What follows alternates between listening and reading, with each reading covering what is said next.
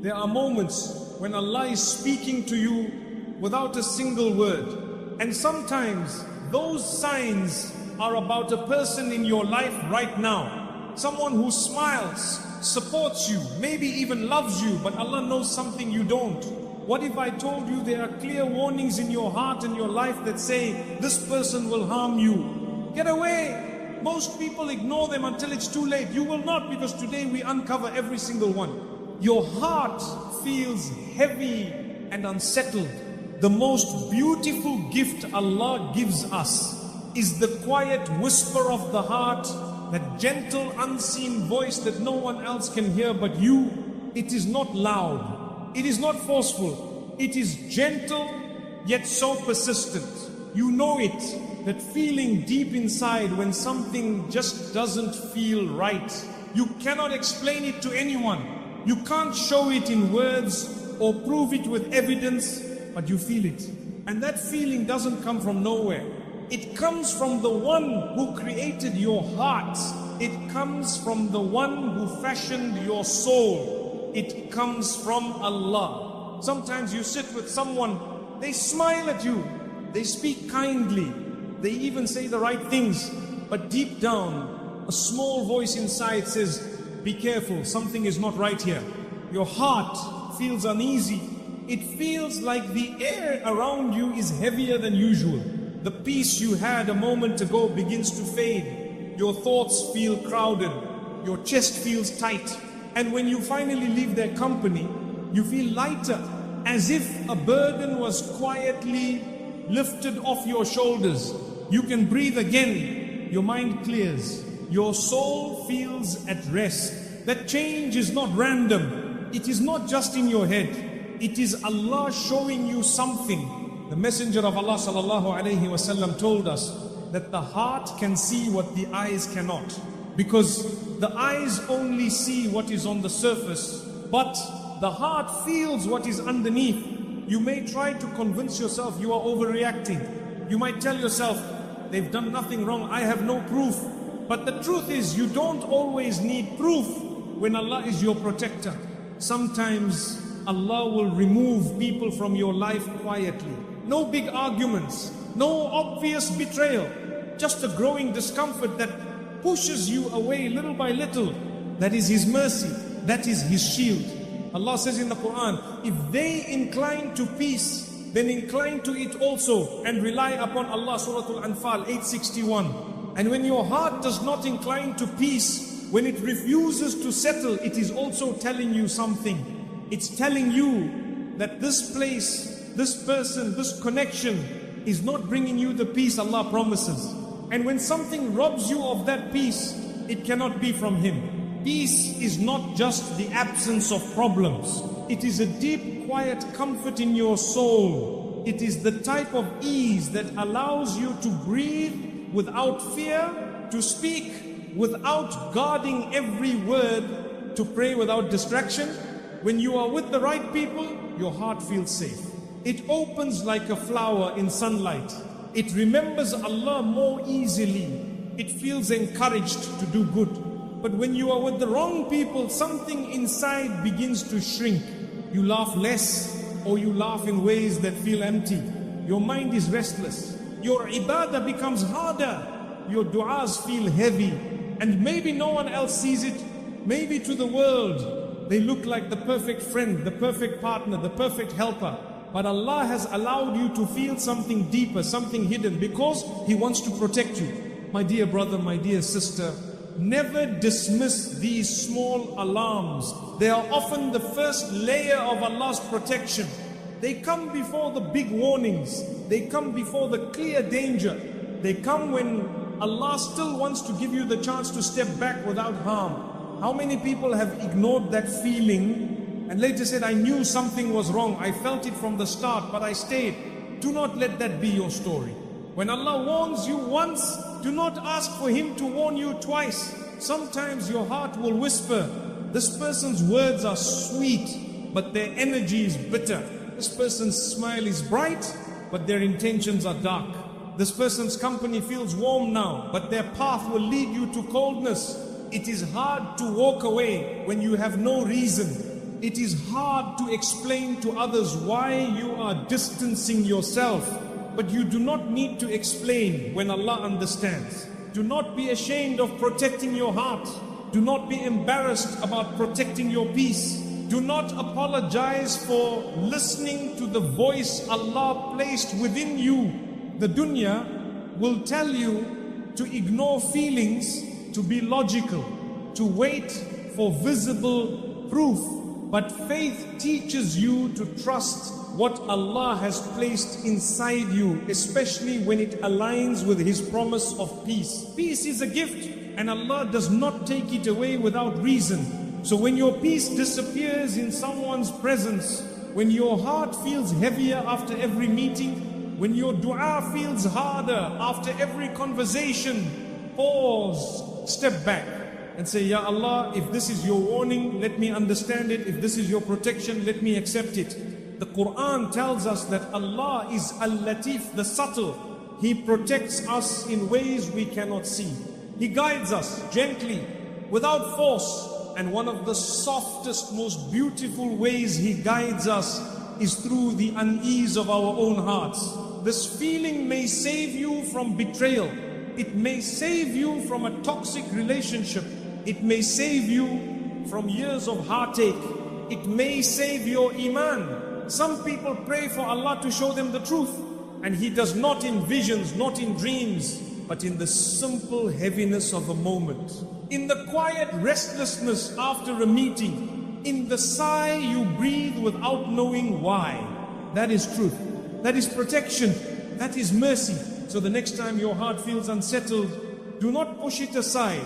Do not silence it. Do not cover it with excuses. Instead, pause and listen, because your heart may be hearing what your ears cannot. Your soul may be seeing what your eyes cannot. And Allah is always speaking to those who are willing to listen. They pull you away from your deen. There is something Allah has placed inside you that is more precious than all the wealth in this dunya.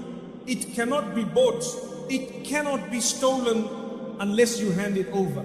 It is your Iman. It is your connection to Him. It is your deen. This is not just a part of your life, it is your life. It is the rope between you and Jannah. It is the bridge between your short time here and your eternal home there. And sometimes, without you even noticing, certain people start loosening your grip on that rope. They don't come and cut it in front of you. They don't openly say, leave Allah, stop praying, stop believing. No, it is far more subtle than that. It begins small, a little delay here, a skip prayer there.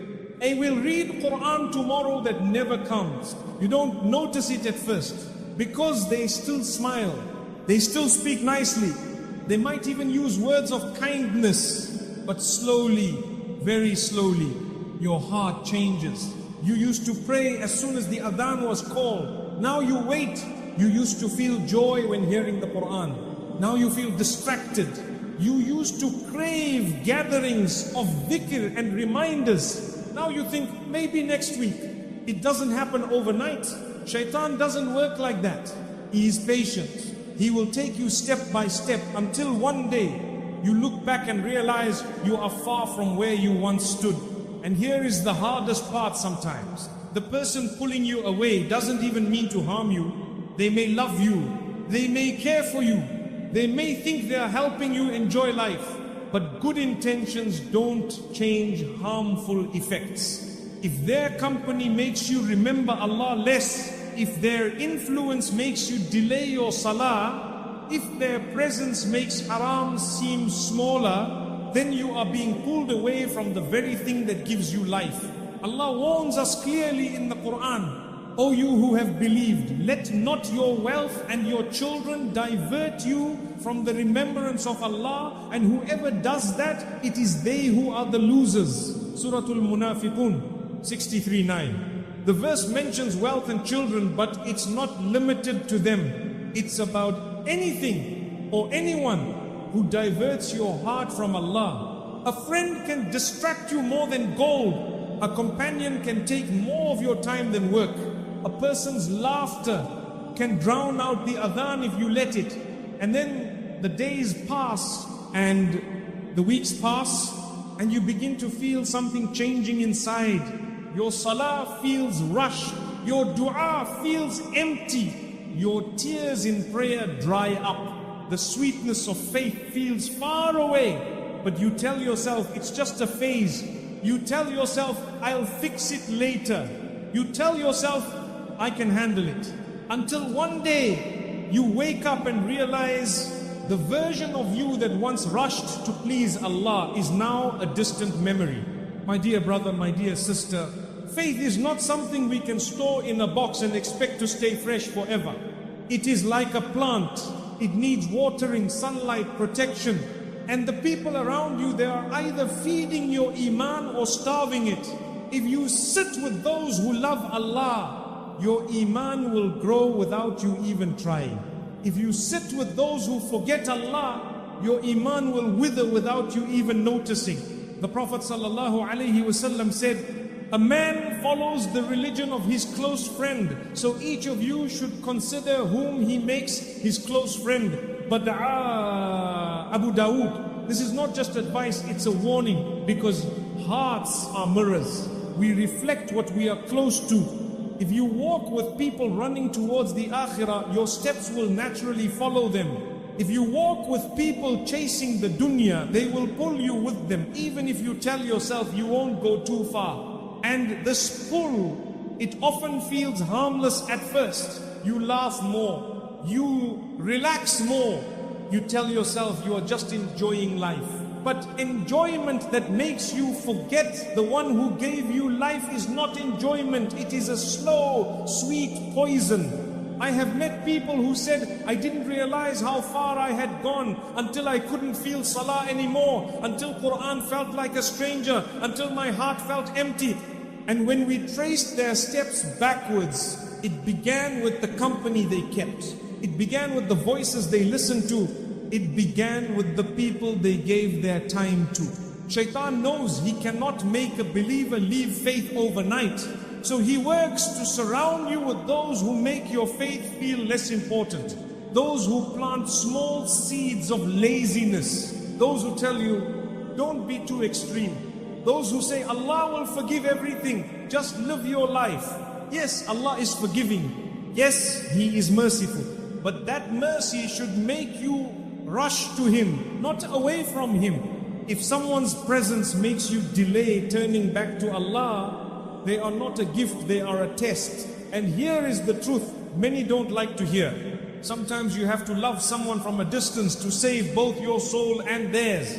Sometimes stepping back is the most loving thing you can do, because it shows you care enough not to walk into harm together.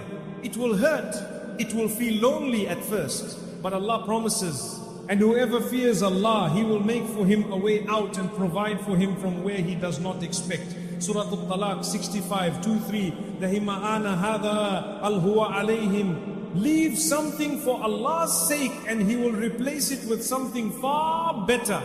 Better friends, better gatherings, better peace. So look at your circle.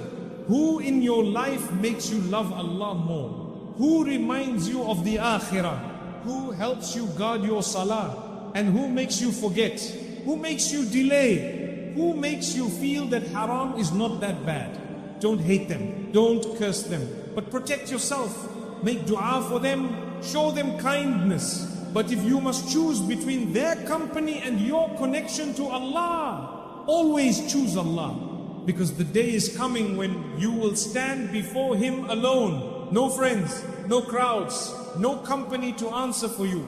And on that day, you will wish for the companions who kept you firm, the ones who encouraged you to pray, the ones who reminded you of Jannah, the ones who held your hand away from sin and towards the mercy of Allah. May Allah make us among them. They bring out your worst traits. There is a version of you that Allah loves, the version of you that is gentle in speech, quick to forgive, slow to anger, patient in trials, kind to strangers, humble when praised. That version of you is a blessing from Allah. It is the product of His guidance, His mercy, and the choices you've made to please Him. But my dear brother, my dear sister, that version of you is not guaranteed to stay forever, because there are people whose presence can water the seeds of goodness in you, and there are people whose presence can awaken weeds you thought you had already uprooted. Sometimes you are not tested with hardship. Sometimes you are tested with company. You can be calm all day and then spend an hour with the wrong person and find yourself raising your voice. You can guard your tongue for weeks and then sit with certain people and find yourself gossiping as if you had never promised Allah you wouldn't. You can feel grateful in the morning and feel bitter by nightfall because someone kept feeding you words of envy. This is not always because you are weak. It is because hearts are mirrors. They reflect what they are closest to. The Prophet Muhammad ﷺ said, the example of a good companion and a bad companion is like that of the seller of musk and the blacksmith. The musk seller might gift you perfume, or you might buy some, or you might simply benefit from his fragrance. But the blacksmith might burn your clothes, or at the very least, you will smell a foul odor from him. Even if the blacksmith never means to harm you, you still walk away with smoke in your clothes. Even if the musk seller never speaks to you, you still walk away smelling sweet. This is the power of environment. We sometimes underestimate how much of ourselves is shaped by the people around us. We think, I can handle it, I won't change. But the reality is, the more time you spend with someone, the more your heart aligns with theirs, whether you notice it or not. And the most dangerous kind of influence is the subtle kind, the kind that doesn't feel dangerous at first. It begins in small ways. They make you laugh at someone else's flaw. They encourage you to speak your mind when speaking your mind really means speaking without mercy. They tell you to be strong when they actually mean don't forgive. And each time a small seed is planted, a seed of arrogance, a seed of impatience, a seed of bitterness, and seeds, they grow. They grow faster when they are watered, and the people around you, knowingly or unknowingly, can water the wrong seeds in your heart. One day, you might look in the mirror and realize you don't recognize your own reflection. You speak sharper than you used to. You trust less. You complain more. You look for faults before you look for goodness. And it's not because your heart was always like this. It's because you allowed company into your life that made your worst traits feel normal. Allah warns us about this through the voice of regret in the Quran. Oh, woe to me! I wish I had not taken that one as a friend. He led me away from the remembrance after it had come to me. Surah Al-Furqan 25, 28, 29. This verse is not about one bad day. It's about the slow pull away from the person you were when you were closest to Allah. Sometimes Allah gives you the gift of noticing the change early. You feel heavier after conversations. You feel more impatient with your family. Your prayers feel rushed. Your heart feels less soft. That is Allah saying to you, pay attention, this is not the path I want for you. It doesn't mean you hate the person. It doesn't mean you look down on them. It means you value your soul enough to protect it. Because if someone's presence feeds your worst traits, it will starve the parts of you that Allah loves most. Think of your heart as a garden. Inside it are flowers, patience, humility, mercy, gratitude. Inside it are also weeds, anger, pride, envy, harshness.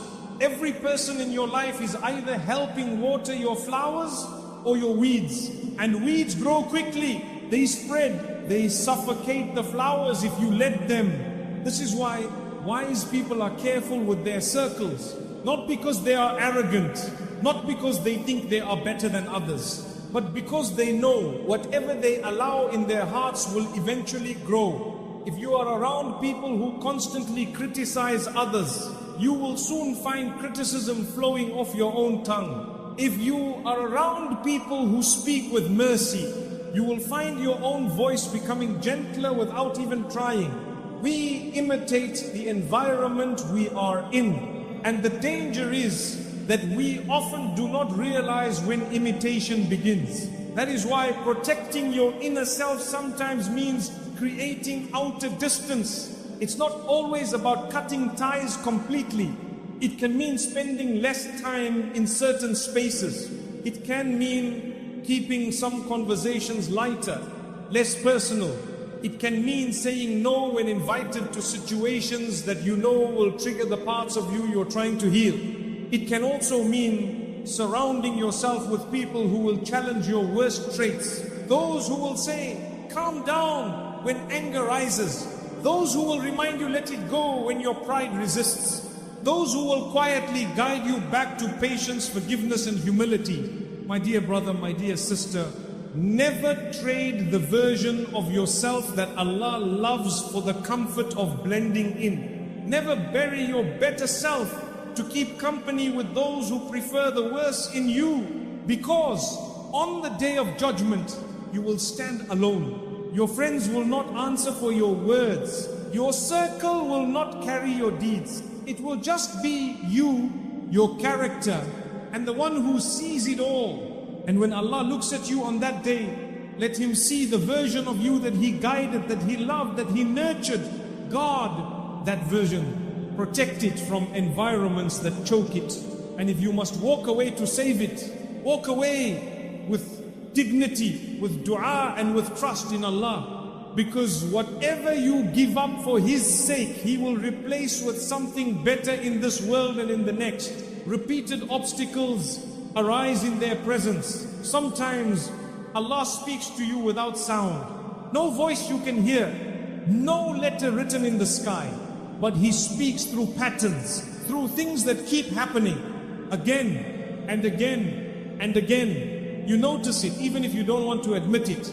Every time you try to move forward with someone, something gets in the way. You plan, but the plan falls apart. You try again, but something unexpected stops you. You prepare more carefully, but the door still closes. At first you think it's just bad timing. Then you think it's just bad luck. Then you tell yourself, maybe I'm not working hard enough. But my dear brother, my dear sister, sometimes it's not bad luck. Sometimes it's protection. You see, Allah is Al-Hakim, the All-Wise. He sees what you cannot see. He hears what you do not hear. He knows what is whispered in hearts, what is planned in private, what is waiting just a little further down the path. And sometimes He protects you by not letting your plans succeed. It's hard for us to accept this because we live in a world that tells us, if you just work harder, you can make anything happen. If you want it enough, you can get it. But faith teaches us something different. Faith teaches us that not every open door is a blessing and not every closed door is a loss. Sometimes the most merciful thing Allah can do for you is to close the door you're trying to break open. Look at your own life. How many times have you seen this? You try to build something with a person and somehow every step forward turns into 2 steps back. Not once, not twice, but over and over again. If it was just once, you could say it was a coincidence. If it was just twice, maybe it was bad timing. But when the same resistance keeps appearing, it is no longer coincidence. It is a sign. The Quran tells us in Surah Yusuf that the brothers of Yusuf alayhi salam plotted against him, but Allah's plan was above theirs. They thought they were sending him away to harm him, but in reality Allah was sending him away to save him. This is the same Lord who is guiding your steps now. The same Lord who blocks certain paths, not because He doesn't want you to be happy, but because He wants you to be safe. You might think, but this is what I want, I've prayed for it. Yes, you may have prayed for it, but remember, Allah answers in the way that is best, not always in the way we imagine. When you pray for what is good, Allah will either give it to you or replace it with something better or protect you from something you didn't even know was coming. And sometimes that protection looks like failure. It looks like delays. It looks like not now. It looks like no. We don't like the word no. we think it means Allah is rejecting us.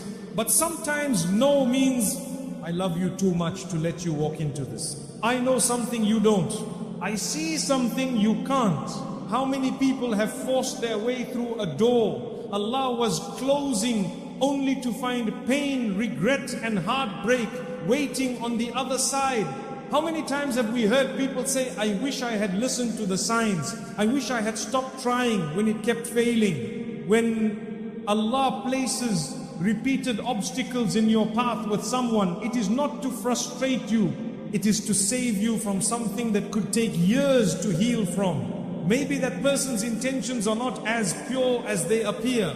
Maybe their path will lead you away from your deen. Maybe their habits will bring stress, not peace. Maybe their presence will dim your light instead of helping it shine. You don't see it now, and that's okay. You're not meant to see everything. That's why we have tawakkul, trust in the one who sees what we can't. There are times when you will look back and say, Alhamdulillah, it didn't work out. But right now, you might be in the middle of the why is this happening?